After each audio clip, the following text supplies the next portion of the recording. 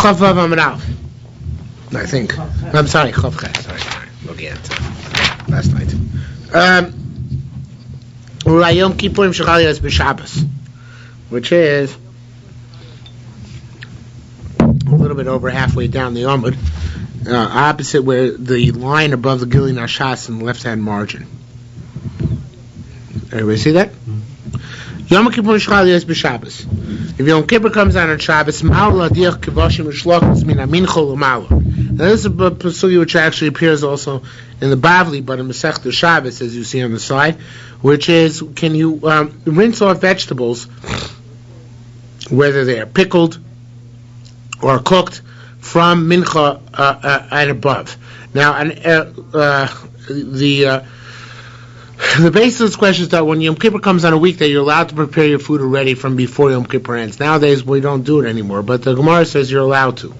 And the question is, when Yom Kippur comes on Shabbos, does that apply as well? Okay? So, why are you allowed to? So, because people were afraid of people.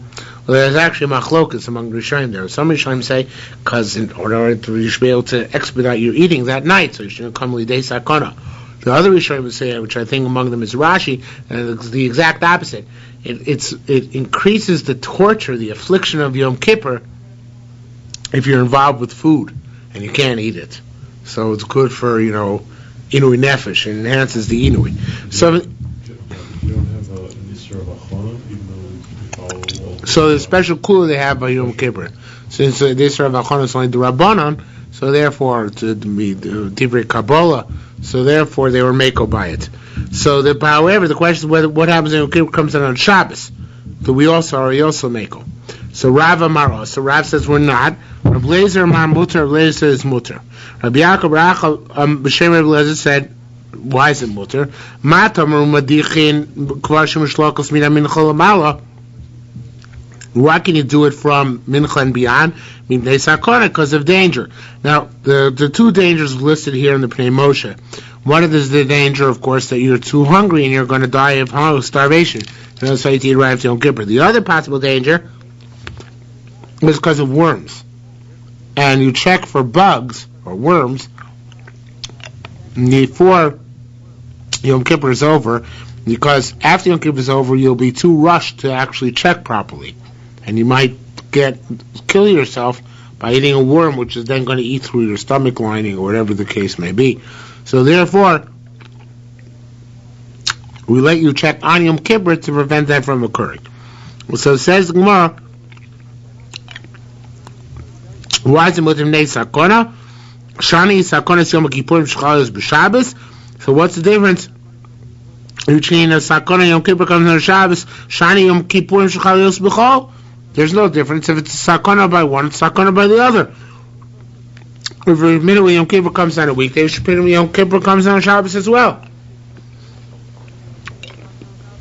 It says the Gemara, Hey, Sir Rabbi Chanina, Chavrun de Rabbanon. Rabbi Chanina, the friend of the rabbis, asked from the Mishnah, the following Mishnah, Masnisa or the Brisa? No, it's Mishnah. Masnisa pliga Rabbi Eliezer. This following Mishnah argues Rabbi Eliezer. Yom Kippurim shechal yos b'Shabbos.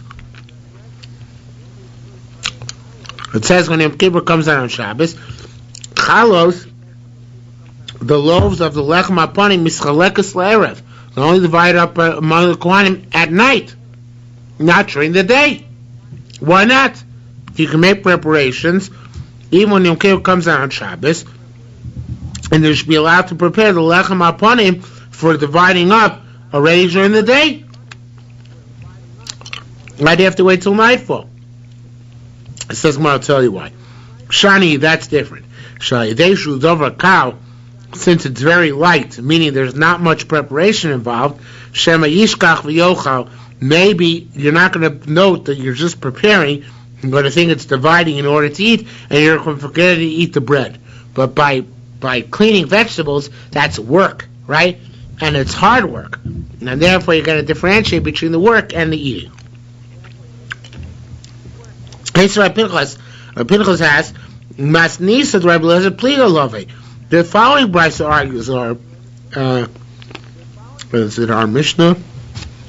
No, it's the brisa. The following brisa argues on Rabbi Elazar. What does it say? It says, very interesting brisa. When Yom Kippur comes in on Shabbos, it's called Shabboson Shvos. In other words, it has both. Yom Kippur itself is called Shabbos. Yeah.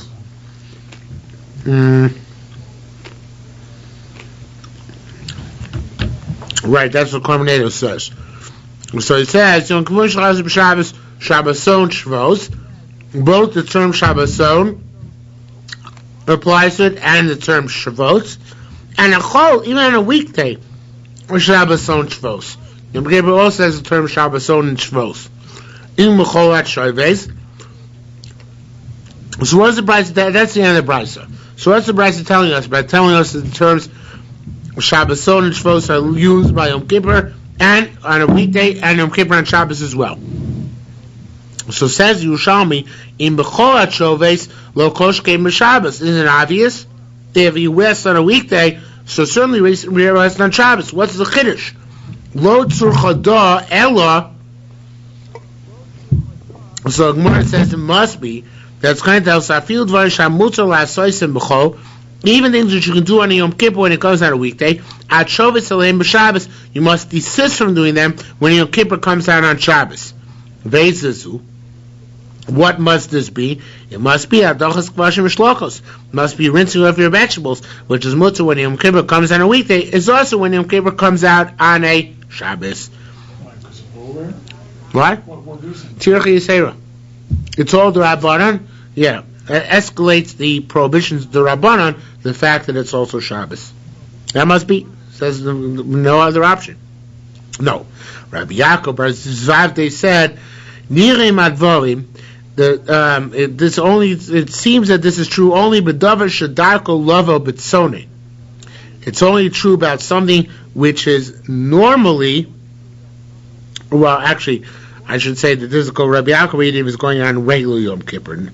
We accepted that this price is difficult, Rabbi Elazar, and it seems that even though you're allowed to wash the vegetables when Yom Kippur comes on a weekday, you're not allowed to wash it when Yom Kippur comes on Shabbos. Rabbi Yaakov says a new thing. He says, it seems that they're only matir, picking or cleaning the vegetables by something which is eaten when it's cold.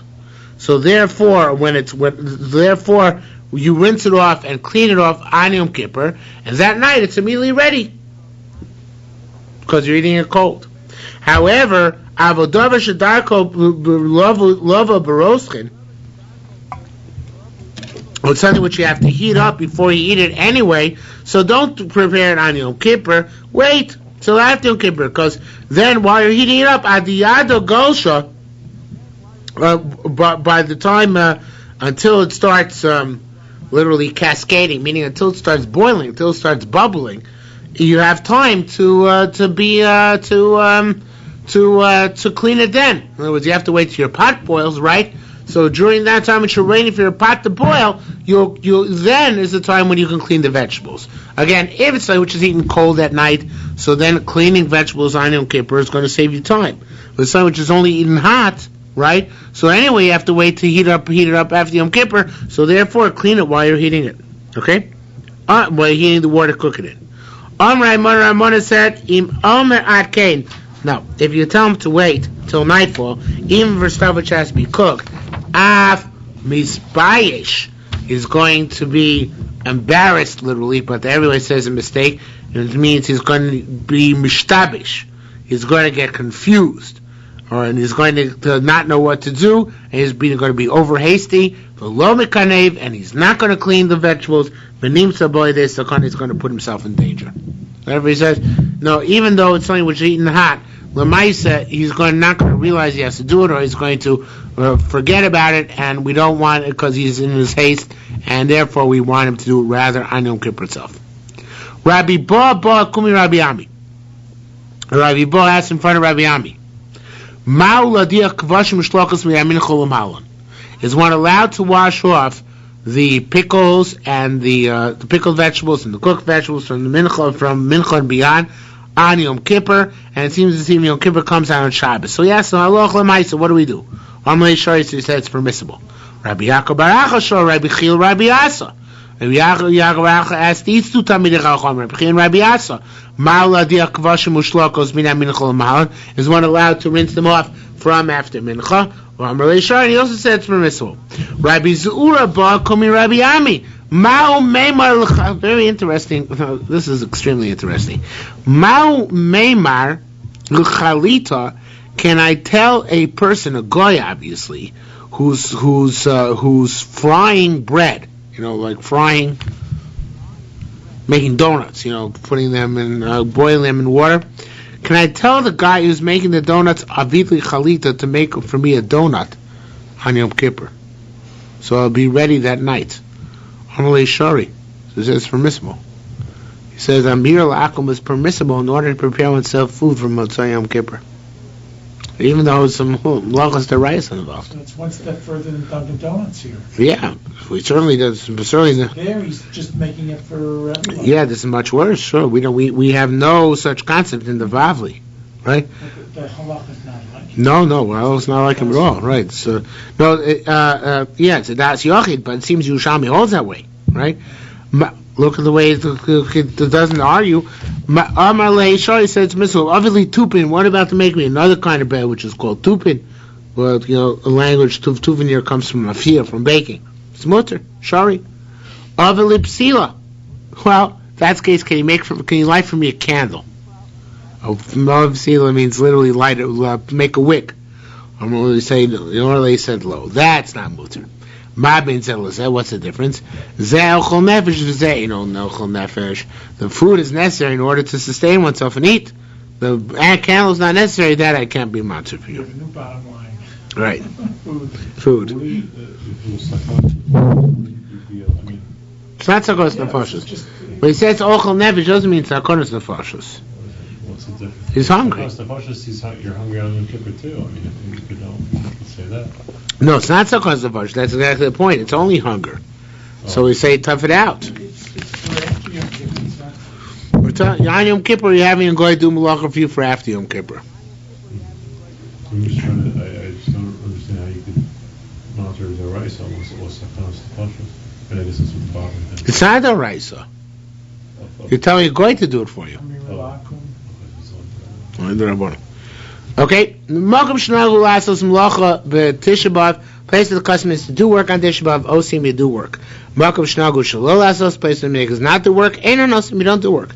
Uv'chol malkum everywhere. Talmidei chachamim telling Talmidei chachamim do not do work on Tisha B'av. Rabbi Shimon Gamliel Omer Yasu kol adam atzah Talmidei chachamim. Everybody should make themselves like Talmidei chacham and never work. No, not just only a Tisha B'av. Rabbi Avun and Rabbi Shimon Lakish b'shem Rabbi Yehuda Nesaya and the Nesiyah. They said Rabbi Yehuda Nesiyah, the Amora Rabbi Yehuda, I think. Bimatmiyah. That which our Mishnah said, that it sounded like there's certain places where you're not allowed to abstain from doing work on Yom Tisha B'av, that you have to work on Tisha B'av. That's a place everybody's going to look at you strange and say, how did Yankel become so frum all of a sudden that he doesn't work on Yom Kippur? Says the Gemara, what? On Tisha B'av, sorry. Yasu kol adam atzmon talmidei chachamim. When Rabbi Shimon Gamliel said everybody should make themselves a Talmid Chacham, kol atzmon lo gozu chachamim b'teila b'Tisha B'av. Chazal never made a takana that everybody should cease from work on Tisha B'av. It sounds like Rabbi Shimon Gamliel is promulgating a new takana. So obviously that cannot be, and that is Rabbanon's Sfara. In other words, the Yerushalmi is saying, expressing the question, which is what the rabbis would ask Rabbi Shimon Gamliel, why they didn't paskin like him. They said, you want everybody to make himself a Talmid Chacham? That would be equivalent to the rabbis making a decree not to work on Tisha B'av. And they never made a decree, so you have no right to ask that everybody should make themselves like a Talmid Chacham. Okay? The Chachamim say, Yehuda Yosim Melacha B'Arei Psalim Man Chatzos. Yehuda used to work on Erev Pesach until noon. Of a goal, you seem kolikon goals, they wouldn't do any malacha at all. From, questions whether from from the morning or from the night before. And that's what the Gemara immediately addresses. Beisham, the Gemara Mishnah addresses, Beisham halayla, the night before, I mean the night of Yudal, B'dikas Chametz night, Beisham Esrim Beisham, it forbids you to do work, or they still matir machet tanei tzacham, they still allow you to do work until sunrise. Ask Gemara, Yom Asur. Sounds like that in Golio, they held that the entire day is also, the question is only the night. How do they know that? It was obviously not a minhag. How do they know it was also? So it says, obviously they didn't hold it was a minhag. Where they got the source for the Isser? So it says, Rabbi Elazar, B'Shem Rabbi Yosha said, Yom Pesach Hu LaHashem. It says that the 40th day of Nisan should be Pesach LaHashem. So we dash that to mean it should be like Pesach itself. Just like Pesach itself, you're not allowed to do malacha. So to Erev Pesach, they dashed. In Golio, they're not allowed to do any malacha. Okay? It says in Gemara, Rabbi Yaakov bar Acha b'shem Rabbi Yochanan and Rabbi Lo b'shem Rabbi Lezer said Shnei Talmidim shonu osa. The Mishnah, the beginning of the parak and this Mishnah are said by two different Talmidim. Because the Mishnah beginning of the parak said the malacha and Erev Pesach is a minhag. And this Mishnah seems to indicate that it was mamash halacha. Right? They didn't hold it was the minhag, they held it was halacha. So how do you reconcile to Mishnayos? He says we can't. He says one which seems to indicate it's a minhag is one student of the Mishnah, and the other which seems to indicate that it is halacha is another student of the Mishnah. Says Gemara, we're worried that you got lost. Lost? Yeah. I remember zero. Maybe you're afraid of the crime in West Hartford's Park. So That's an issue. all right, here, have a candy. All right, is it?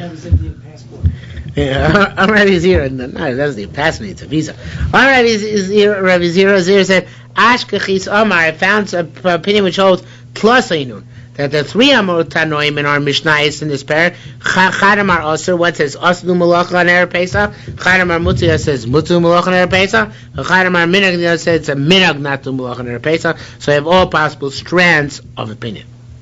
Halacha Zayin. Rameir says Kom Malacha Shitzcha Ba Kodim Yudal, any Malacha which began before the 40th day of Nisan, Gomer B'Yudal, you're allowed to finish it on the 40th day of Nisan. Avalo Yaschil Ba B'Tchila B'Yudal, but you may not begin any malach on the 14th day of Nisan. Ava B'Shiochel Gomer, even though you have enough time to finish it that day.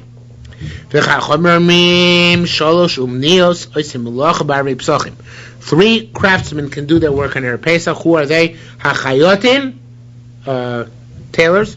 Saporim, barbers. Koivsin, launderers. So too shoemakers. And the Gemara is going to explain each one. Now which you're allowed to complete work begun before the 14th is only if it's work with tzarech yontif. Avol lo yasru ba'abasar afilu davar shu tzarech moed. On the 40th day of Nisan you may not begin work even if it's something for the purpose of the yontif. Going out to the opinion which says three crafts can engage in their crafts Erev Pesach. Hachayotim, the tailors, shekain hedio tofer gedarka b'chol shemoed, because a regular person is allowed to sew on Chol Moed. So that's on Chol Moed only craft is forbidden, right? So which requires a special skill. Sewing doesn't require a special skill. So since a regular person can sew on Chol Moed, so we allow even a tailor to sew on Erev Pesach. It's an amplification of that principle. Saporin, the barbers can cut hair because there are people who have their hair cut on Chol Moed. Not a normal person, but shkein nazir mitzorah, a person who's a nazir or mitzorah megachim moed, they're allowed to cut their hair if their time is up during Yom Tov. Hakoivs during Chol Moed. Hakoivs sim launderers shkein derecha only mitum latara, because people who come up from being tar to being tar lios mechabsim moed, they wash their clothes on Yom Tov because. I'm not sure if it's because they had a tumor for which was matami the clothes, or because they want to avoid the clothes which they touched when they were tame. Or sometimes the tumor itself is sometimes it's that they touched the thing and they made it tame themselves. So whatever the reason is, in that case, you're allowed to wash something Chol Moed. So they amplify that to allow the launderers to work Erev Yom Tov. Rabbi Yisrael, Rabbi Yehuda Omer, Afar Ratzonim, So too the cobblers can work, the shoemakers can work on Erev Yontif. Shekain derech Olei Regom lios mesaklim bin aleim mesan aleim memoed. Because the Olei Regel, the people who are pilgrims, needed to fix their shoes and their sandals on Yontif. Why?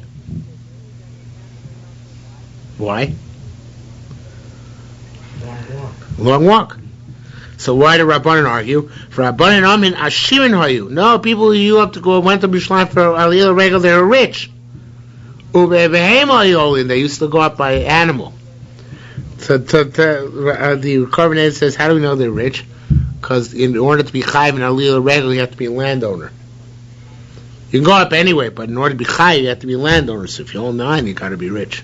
Now, the interesting thing is that this Yerushalmi can serve as proof for the issue which they discuss, is one get more of a mitzvah Aliyah Regel if one walks or not. The nafkaminas can do Aliyah Regel by train. Nowadays there's no train to Yerushalayim anymore, but it's a plane. They have plans for building. Yeah, okay, bus, the negative bus, right? So can you do it by bus, or do you have to actually come by foot? Yeah. It was recent. 67, there was a major snowstorm. Yeah. In Yerushalayim in December. And people came by train all up to Yerushalayim to see the 10-inch snowstorm. It was a beautiful train ride. Besides, I took it several times in my youth, but the tracks were deemed unsafe. There was only one track. There is only one track. Yeah, it's deemed unsafe. Yeah. It will take years to build it. In Israel, they don't care about air pollution, stuff like that. All right, says minor stuff like that. I was once walking down the Vilna, and I said to my wife, this is a long time ago, it smells like Yerushalmi. So she said, it's the bus fumes. It's not true. I never realized that smell was the ubiquitous smell of bus exhaust fumes in Yerushalayim. All right. Says the Mishnah further. Moshivin shavachim etani goylim. One is allowed to prepare dovecots for not just doves, but roosters, hens, whatever coops we're preparing for birds. Barbos on the 14th day of Nisan. Tani goyl shabarcha.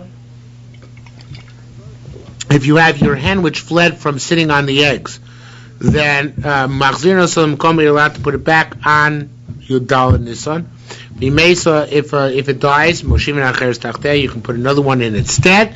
Gorfi mitachas rakli abeima barbasar, when it's allowed to remove the excrement from under the legs of an animal, 40 day of Nisan, over moed and on cholamoed, the misalkin letzdari. You can't remove it all together, but you can push it to the sides of the barn. One can bring garments back and forth from a tailor, from some other craft, even though it's not necessary for the youngster. Nevertheless, it's not also because there's no inherent malacha in carrying stuff from place to place. Says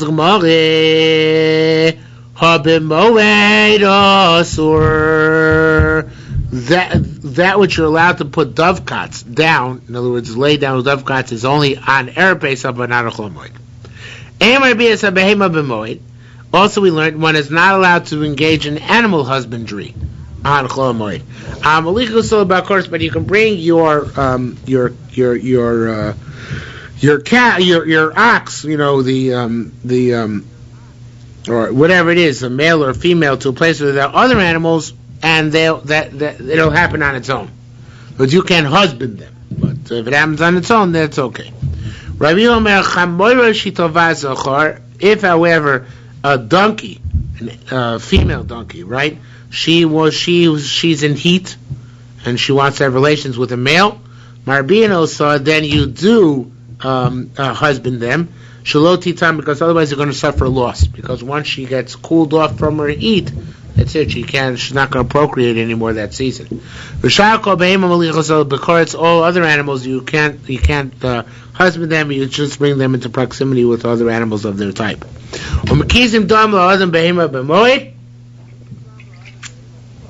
Was allowed to engage in refuah, both for human beings and even for animals on Chol Hamoed.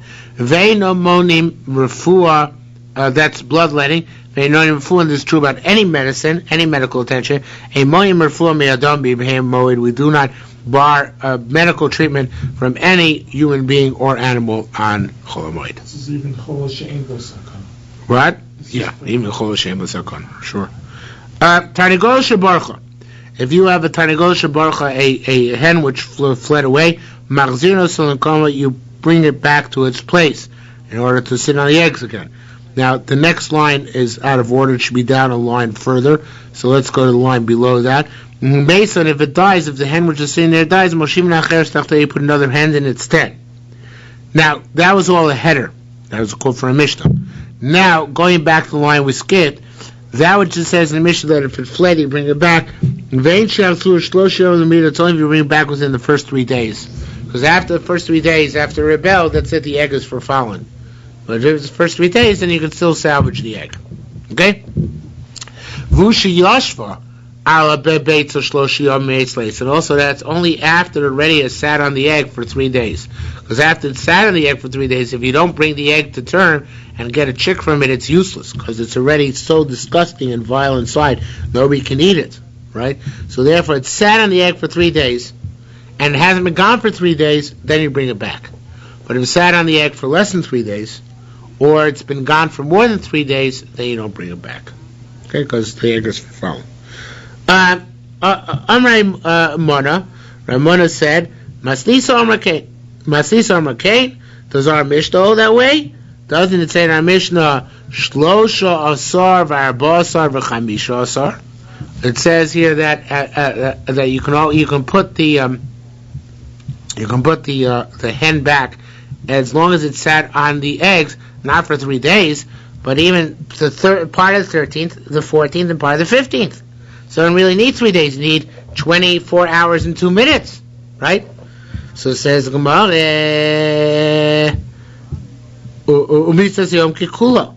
and we see him. That's part of the question. We see him mixed yom kikulo. You only have to have part of each day, not the complete day. It says more no. The case where in the Seifa where it talks about the hen which ran away is independent of the case in the Reisha. And the Reisha is saying when we put someone to sit there, how long does it have to sit there? To say in order to be considered already a viable egg or a partially viable egg. And the Seifa we're talking about a case where it's been sitting there for a while already. Now we intentionally put it down. There you can't derive anything from there because there, in fact, could be it takes whatever years it took to, not years, to whatever time it took in order for the egg to, not expressing myself well. The Reisha is talking about a case where you're allowed to sit a hen on an egg. And it says allowed to sit a hen on an egg even if it's within 3 days of, even on the 14th day of Nisan, right? So it makes no differentiation. So we thought the Sefer it says you can put a hen back on the eggs on Chol Hamoed, it's going on the Reisha. That means you can put the hen back even if only 25 hours have passed, because that's already part of 3 days, right? Because you put the hen on the egg the 14th day of Nisan towards evening, so you have the 14th part, the entire, the part, a very small part of the 14th day, the entire 15th day, and a very small part of the 16th day. So we see the 3 days which it has to sit in order to be able to return are lav dafka 3, but parts of 3. So he says, no, that's only assuming that the safe is going on the Reisha. The case where you put the hen back is the case which the Reisha discussed of putting it on Erev Pesach, right before nightfall, and it fleeing the first day of Chol Hamoed right in the morning. But that's not necessarily the case which we're talking about when we say that you can put it back within 3 days. It could be that it's a case where you put it's not the case of the Reisha, but a separate case where you put the hen on it on Yud Beis or on Yud Aleph way back earlier. And that's why if it flees on Chol Hamoed, you can return it.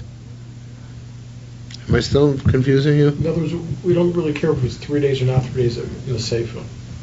It has to be at least 3 days, but it has to be perhaps full days. We want to say if you link the Reisha to the Sefer, and the Reisha is talking about partial days, so the Sefer is also talking about partial days. And we say no, the Reisha and the Sefer are independent. The Reisha is talking about one halacha, that you can put a hen to sit on the eggs Erev Yontif. And the same thing about another halacha. What do you do if the hen fled on Chol HaMoed? But now that it's fled on Chol HaMoed, after the time when you put the hen on and the Reisha, it's two separate halachas. The Reisha, you put on the hen up there Pesach right before nightfall. In the Sefer it says that as long as it's been there for 3 days, entire between complete days, then you can return if it flees. Okay? I didn't sleep through that. I tried to explain to the best of my ability, and I was awake. All right. So if you guys don't get it, too bad. All right. Says a little further. Sorry about that. Says a little further. I just have to gloat that I'm awake. See ya. Last night it was good to have a guest. When I was a guest, and also helps keep awake. All right. By the way, I noticed that now. It took me a while to get used to the yeshiva, but once I got used to it, I was able to fall asleep in the base medrash too. All right, it's impressive that I have this. What? That's right, man. It's so noisy. Yeah. It seemed kind of what? It definitely is. Yeah, it seems much more sedate than at the beginning of the year. All right. Says more further.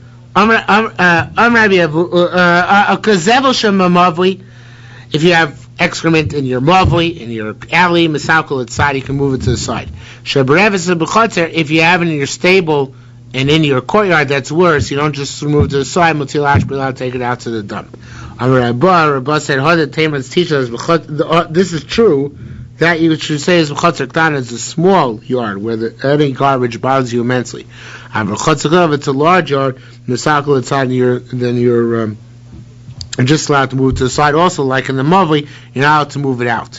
However, if you have garbage in your barn, where the barn is large or bad or small, motzi l'ashpa, you take out the excrement to the dump, because because it's a barn, it's a closed area, it smells really bad. You leave the excrement there. It's repugnant. It's very difficult to stand. Okay, I look at that. Sheish Dvarim also Anshe Yericho. People Yericho did 6 things.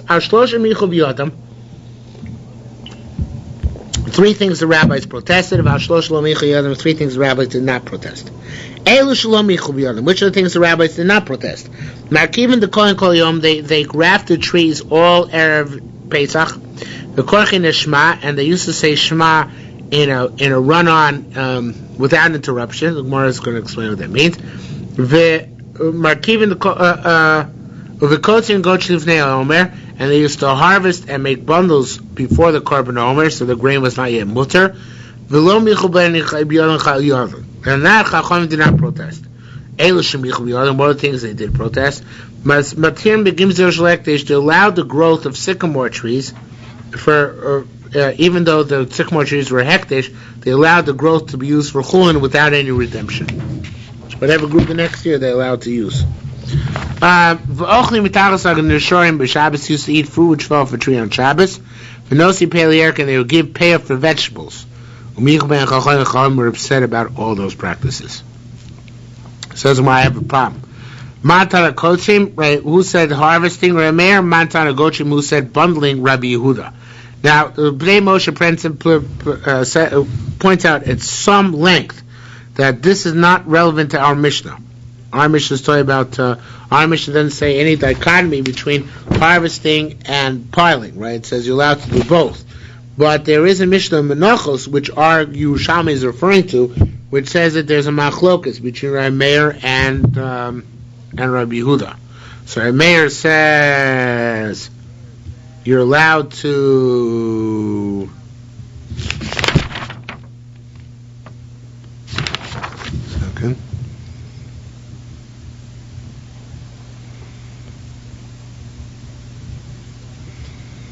Rameir says you're allowed to harvest but not allowed to make bundles. And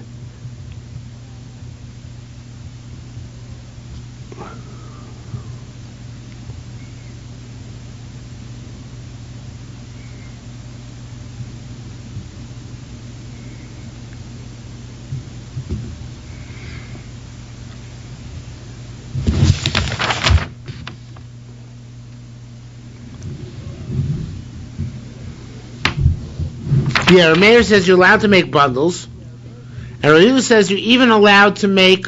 No, Meir says you're allowed to harvest. Rabbi says you're even allowed to make bundles. Right. Our Mishnah is neither. Our Mishnah says you're not allowed to do either, which is Chachamim didn't make a mechah, right? But the Mishnah Menachos also doesn't go like either, because there it says that you are allowed to harvest but not allowed to bundle. Right, so our Mishnah draws no distinction, right? Right, Meir says you're allowed to harvest. Our Mishnah draws no distinction. The Mishnah Menachos says you're allowed to harvest and you're not allowed to bundle. So that's like Rav Meir. Yes, why is that like Meir?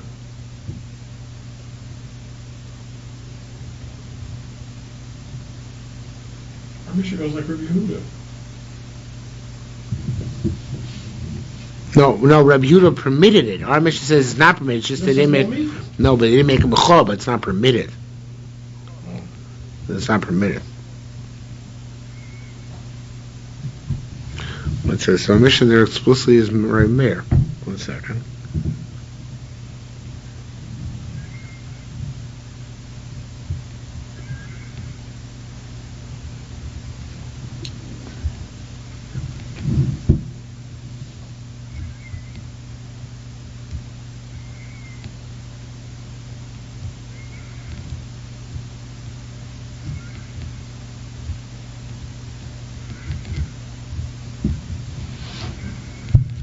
All right, see, I'm knowing it wrong.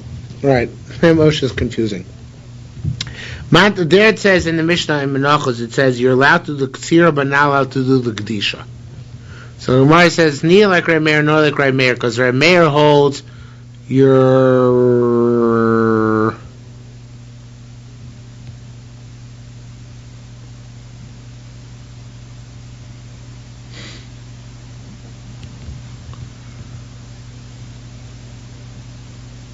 Okay, I'm totally confused. But it's like this. I'm confused, but I know what it's saying. I don't know what it means, but I know what it's saying. The Mishnah there in Menachos says that you're allowed to do Ketzira and you're allowed to do Ketzira and not Kedisha. So that which you're allowed to do Ketzira is like Reb Meir, who says Kotzer. That which you're not allowed to do Kedisha is like Reb Yehuda, who says Ein Gochin. It's a statement. Rabbi Mantana Kotzer and Meir, Mantana Gochin, Rabbi Yehuda, right? Each one addresses a specific aspect. It's not a machlokas, right? But no, because it can't be going like.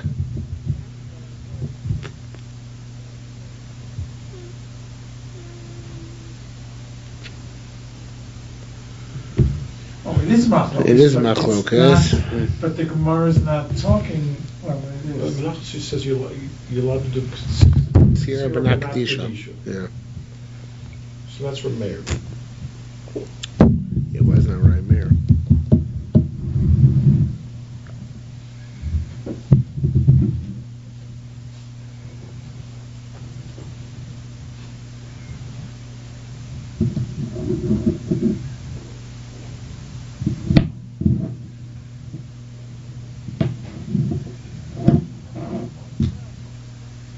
No, I was wrong. Of course I was wrong, because it wasn't making any sense. Rabbi Meir says that you're allowed to do Ketzira and Kedisha. Rabbi Yehuda says you're not allowed to do either. Okay, fine. Rabbi Meir says allowed to do both, Rabbi Yehuda says not allowed to do either. We see that from The beginning of Pnei Moshe brings it down. It's the beginning of Pnei Moshe. Meir says allowed to do both, Rabbi Yehuda says not allowed to do either. So the Mishnah which says there, you're allowed to Ketzira and not Kedisha, it's neither of them. Right? Because Meir says allowed to do both, Rabbi says not allowed to do either. So how can you say you're making a pshara, which is like neither? Rabbi. Just, well, for interject a little Yeah. bit of a problem. Coordinated laws, according to Yehuda, Yehuda says you're allowed to do Kedisha. And Meir says you're only allowed to think the way you learned it the first time is the way the coordinated. It could be, but Lieberman says just look at Pnei Moshe. Oh, yeah. Yeah, so I did so. So it says, Marmanta Rakotir Meir, Manta Rakotir Rabbi Yehuda, Rabbi Yaakov, Bar Sisi, Komi Rabbi Yossi, Kol Ma'moedish Kotzim, Kol Ma'moedish Ein Gochim. The truth is, that which we had a tradition is machlokas Rabbi on this matter is inaccurate. Everybody agrees that you can harvest, and everybody agrees that you can't bundle. The machlokas was about an entirely different issue. It was about whether you can graft your palm trees. Or you're allowed to graft palm trees the entire day. And Chachami agree with that. Rabbi Yehuda says about that they weren't doing Bratz Chachami. So machlokas is not about the harvest before the Omer, rather machlokas was about the grafting the palm trees. Okay, that's it. That's okay. What do you mean they would say Shema as a bundled? Amar Rabbi Rabbi Zero, Amar Rabbi Law, Shema Yisrael Hashem Keinu Hashem Echad. They used to say Shema. However, El Shloim Mafsikim Eteva, they would say it as a run-on. Now the Mashbiach says not going the first pasuk of Shema, because it's hard to say the first pasuk of Shema as a run-on. But the rest of the Shema, there are all sorts of words which go together, like B'chol Avavcha. Ends of the Lamed, begins of the Lamed, so there you can say it together. So that's what it means. So Korach Shema, they would say Shema very quickly, and words would flow together, which is a problem. Okay. So Meir, that's our Meir's Pshat. Rabbi Yehuda Meir Mavsikon, they used to interrupt between the similar letters. They wouldn't say the second pasuk, which we say in silence, or Baruch Shem.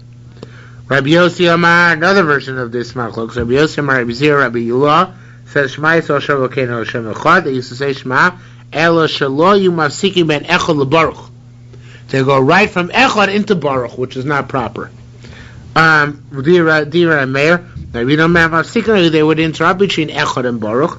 Elo Shelo Yu Baruch. Well, what possible happened is that was mutter. So it says, Amalahan, Chacham said, don't you consider said that which goes from hektish is also. So what are you guys doing? So it says, Amalahan, they said, I was saying shikdishu like dishu sakoros. Our forefathers who sanctified the trees only sanctified the beings which were there at that time. Why is that? Because of violent people, would come and take it forcibly. So therefore, at least they said we should get a mitzvah. So they made it a kekdish. But that was only the beams which are there at the time when this whole episode with the Bali Egrof occurred. But now that new stuff is grown in, we're allowed to have anah from it, because our forefathers didn't take a nether on whatever grew in afterwards. Marabanan Sarvi Meimar, what do Rabbanan hold about this? Rabbanan argue, the growth is also. So it's possible they hold one of two things. It's a chakira. The Gemara is going to ask now chakira. Could be they hold that the original forefathers chorus uperosiktishu sanctify both the beer boards which are present on sycamore trees at the time of the problem and any subsequent growth as well, right? They argue about the mitzias, what happened. Or afilu tamar, you can even say chorus peros lo ikdishu tzrichol rabbanan. Even though the original people only answered for themselves, only answered on the violent people, the beams and not the subsequent fruits, nevertheless, we would answer it for the kids, for no other reason because of Marasayin. Because it looks like it was hektish, and therefore we can't allow them to use it without some sort of redemption. So, we don't know why Rabbanan said it's also, whether it's really also, or whether they just made it there. Okay? Says the Gemara, Hamakti saw the Elon. A similar idea, though not quite related. Hamakti saw the Elon. Somebody consecrates an orchard. Ma'ushi Sharlo Minagidulim. Can he claim that he retains for himself the right to the fruit which grows from the orchard? Nishmira Minada. Let's try and bring a proof from here. It says, if a person was makdish his field, Mishanodu Olos, once already the defective grapes which grow to the poor people became known, Holaslanim, then the hektish doesn't apply to that which he would have given to the poor people, and hektish has no jurisdiction over that, right? Did I skip something? No. So what's the raya from here? The raya from here is that you can leave stuff over, right? Because it says the stuff which belongs to Anim is left over, right? It's not considered to be kadosh. Says more, no. Shanihi. Here it's different because the person not makdish davar sheino shalom. The olos are not his to be makdish, right? They belong to the Anim.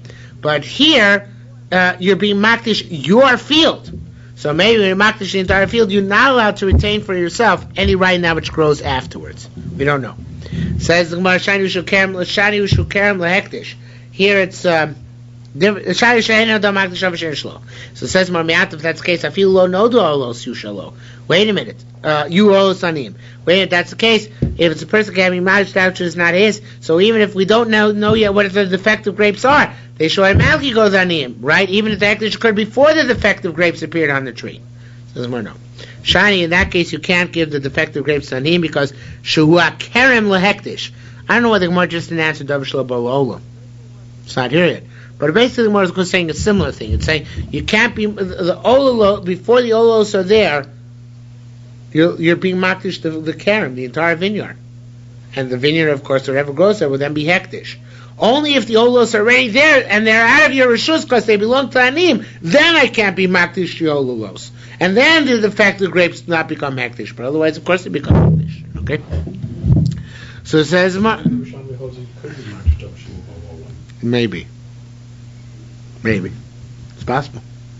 Or maybe it's they're so case before they became differentiated as distinct deficient grapes, but they're already there enough to be makdish them. Or something to that effect. But you're right, it's an ambiguous Gemara. Says more further. That's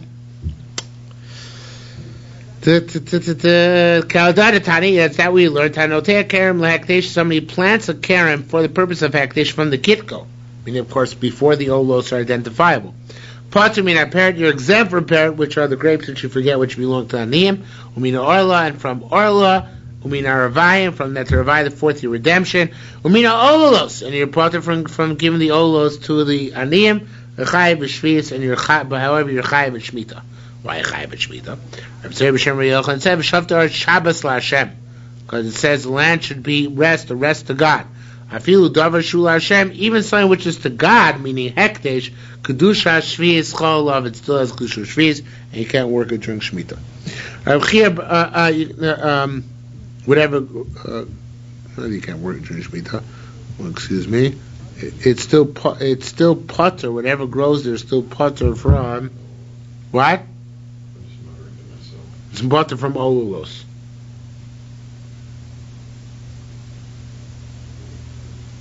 No. I'm making a mistake.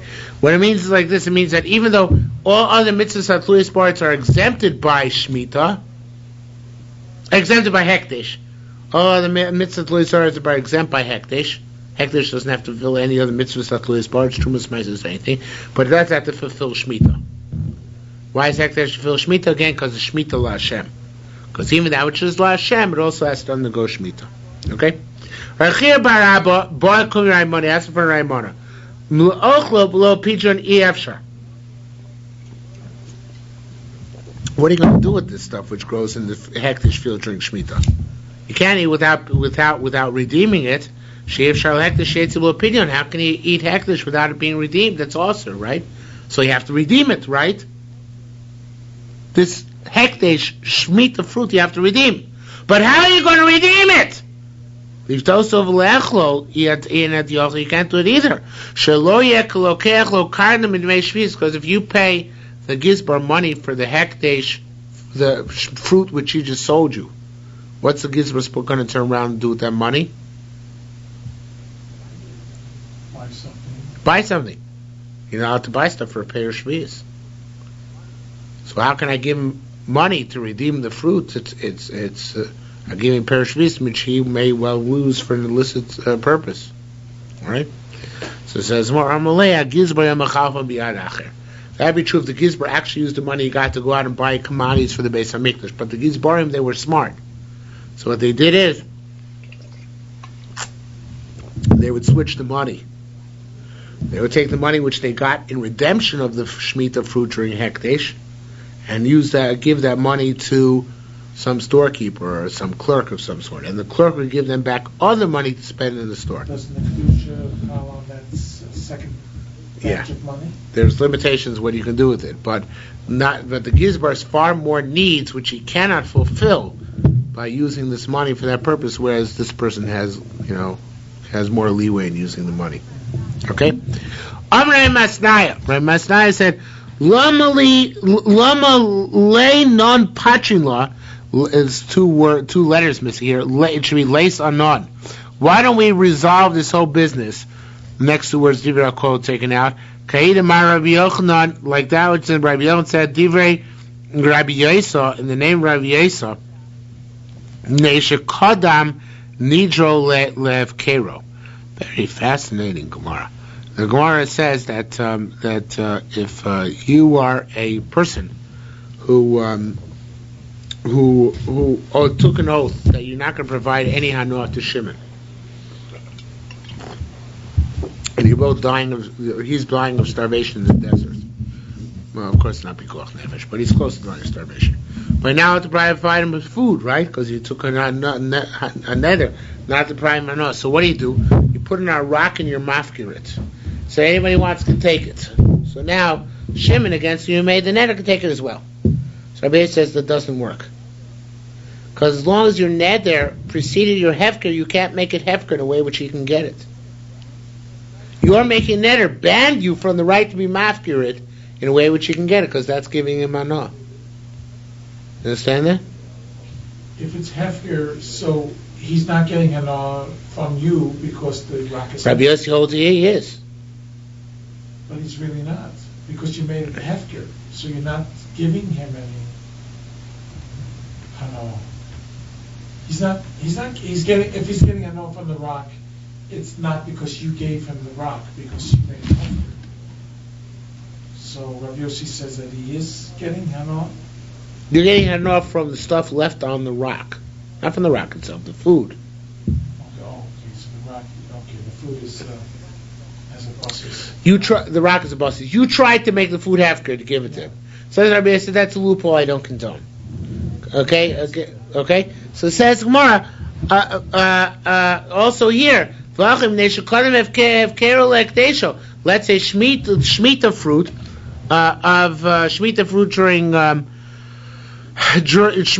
during fruit which you made hektish during Shemitah year shouldn't require redemption.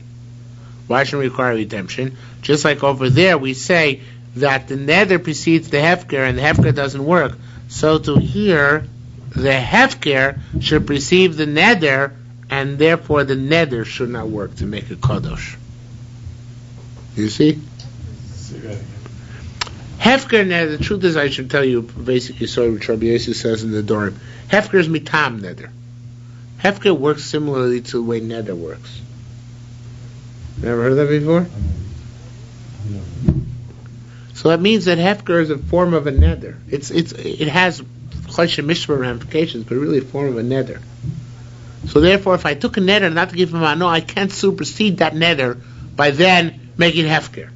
It's like a nether halal nether, right? So here too, he says, let's say the opposite, right? Let's say here, Shemitah is also hefker, right? Shemitah makes it hefker.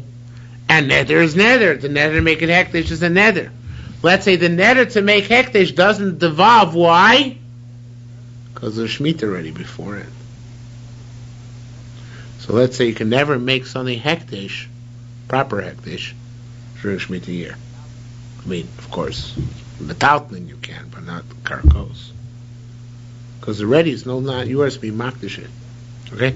So then of course it doesn't require redemption from the gizbar, because it doesn't belong to the gizbar. It's probably there's no such thing as hektish, true hektish. No, there could be something which, Beis Hamikdash has some affiliation with, but true hektish be'agabayis there isn't during Shemitah year. Okay? And that's why you can eat them without redeeming them. Rabbi Yochanan said, V'horin Rabbi Yosef, we paskin like Rabbi Yosef. Now, this is not going like Rabbi Yosef before. It's not going like Rabbi Yosef or Sugya, and this Sugya is here by mistake. That's what the Karmei Ada says.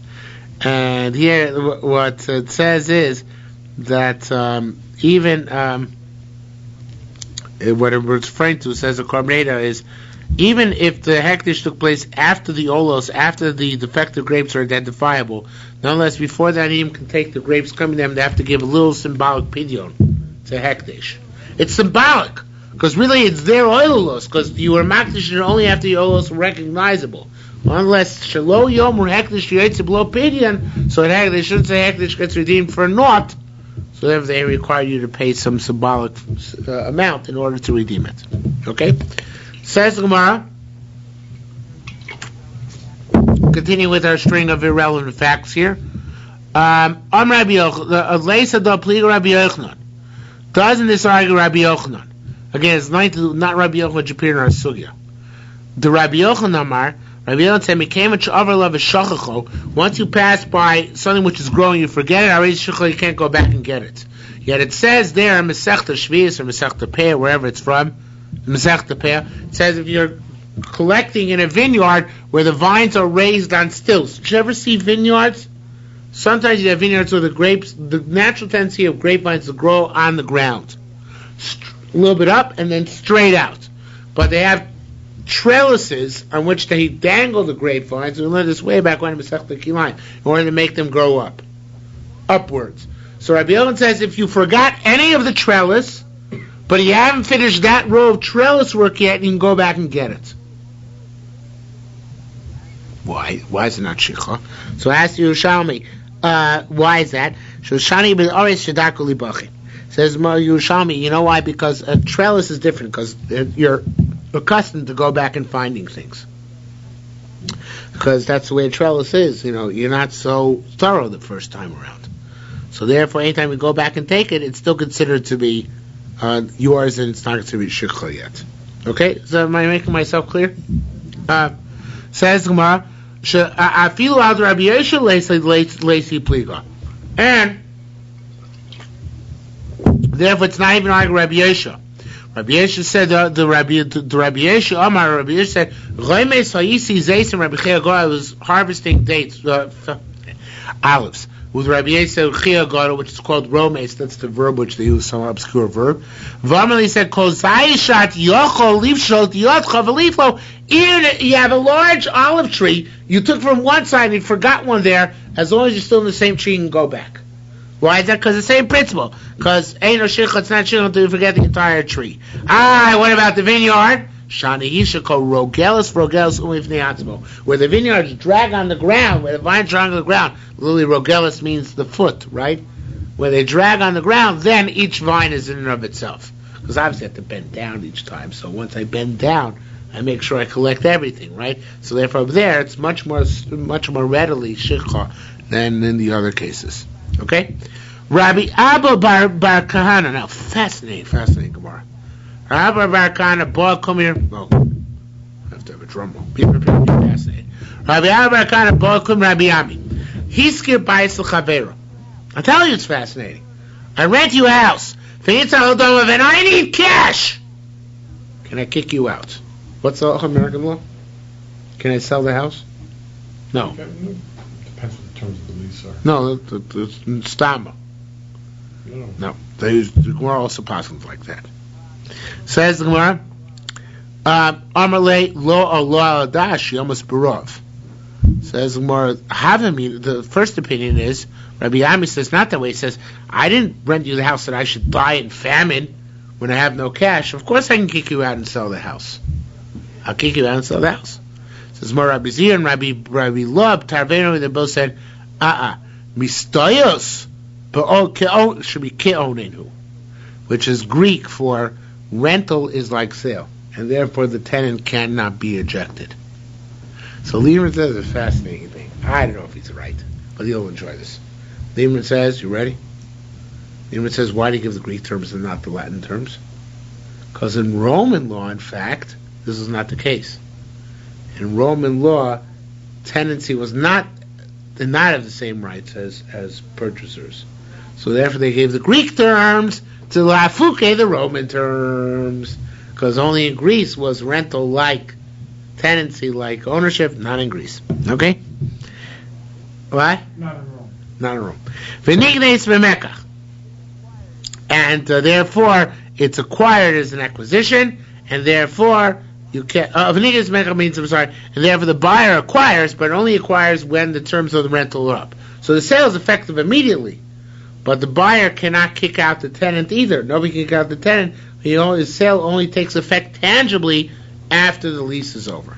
I think in British law, there's some Homestead Act or something that if you rent an apartment for X number of years, then you can't kick them out even after the lease is up. I don't know. Britain, they wear wigs. I don't know what's all right. Says that. Says the Yerushalmi further. Tani, we learned Tamasker Ba'is L'Chavero. What if I rent a house to my friend, and I, the landlord, am makdish it? So the guy can still live there, but he has to pay symbolic rent to Hekdesh, even though Mikra Dini doesn't have to, because the Hekdesh it should not take effect until after he leaves the house, because Marasayan has to give symbolic rent to Hekdesh as well.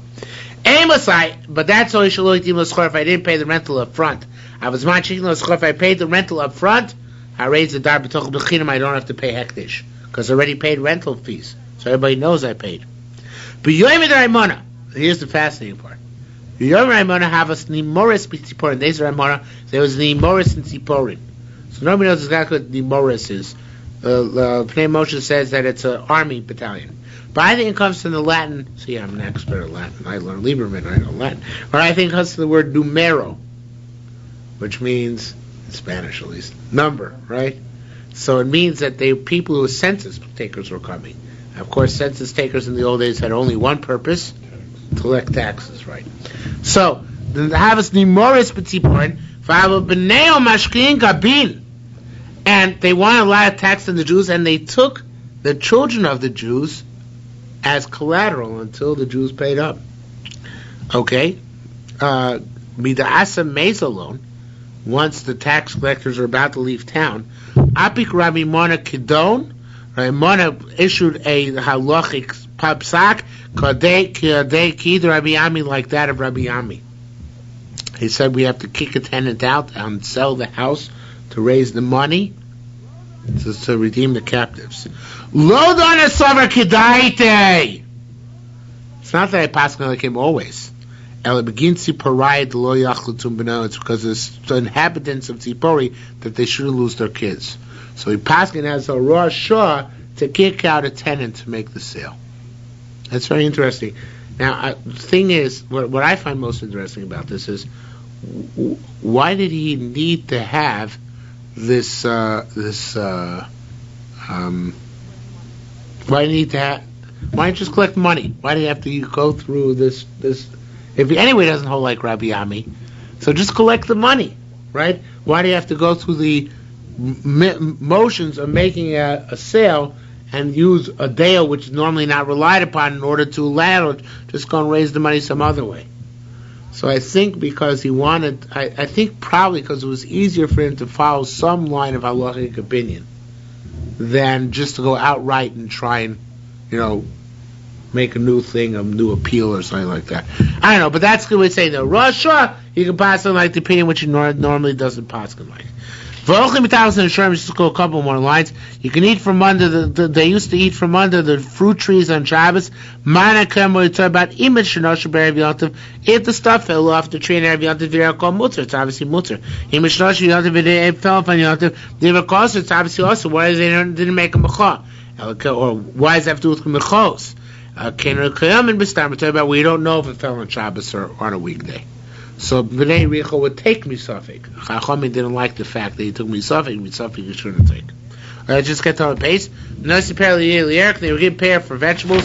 You should know, vegetables are not chayiv in pay, but they were not total fools. They only get from turnips and some other vegetable of some sort, which are all collected at the same time. In that way, they're similar to grains, and therefore they thought that they're chayiv and payah. Rabbi Yosemer ap lekruv, should be not lakruv, but also cabbage. They thought it's similar in respect. Of course, we don't pass that way because it has to be davar amiskayim, something which can be warehoused, and this is not something which can be warehoused. And we'll come back to over here tomorrow.